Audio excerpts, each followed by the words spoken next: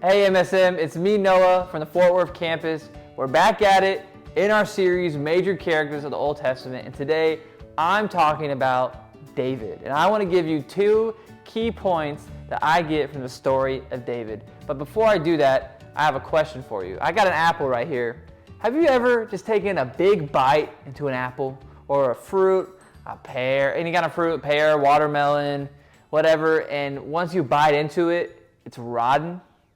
That's happened to me several times, and every time it is very depressing because I think I'm going to get myself something that looks really good on the outside, but on the inside, it's rotten. And that's really sad. But that reminds me of the story of David and Saul. And so David has a big story in the Bible, and what we're going to focus on specifically is him and him becoming king over Saul. So in the Old Testament, in 1 Samuel, I'm in 1 Samuel 13, we have this story where Israel wants a king. They want a king to rule them. So God appoints a king named Saul. And Saul is a man's man. He is the man of the people. The Bible kind of describes him as good with appearances, most likely really strong, a warrior. And the people really like him. And he is the king that Israel wants. But he doesn't please God because he does some things that aren't pleasing to God.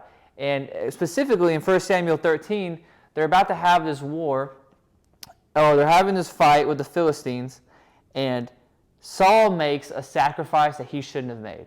He's not a priest. He was in no way, according to the law, supposed to make the sacrifice.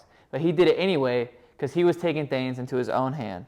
And so I'm going to read Samuel, the prophet's response to Saul in 1 Samuel 13:14, which says, "But now your kingdom shall not continue.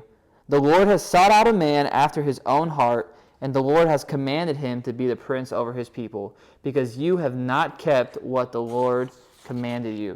And so the first point I want to make, MSM, is this. Man looks at the outside, but God looks within. So just like the apple, it might look good on the outside, but if it's rotten on the inside, it's not worth having.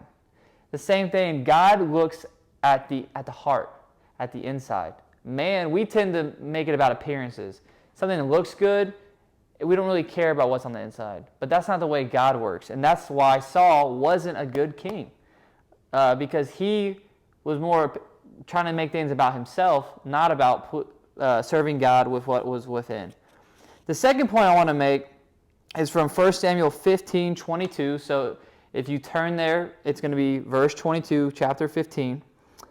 This is Samuel talking about Saul again.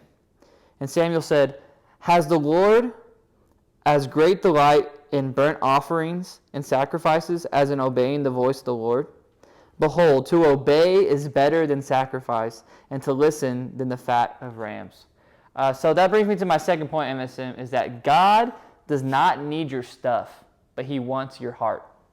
So I'm going to say that again. God does not need your stuff, but he wants your heart.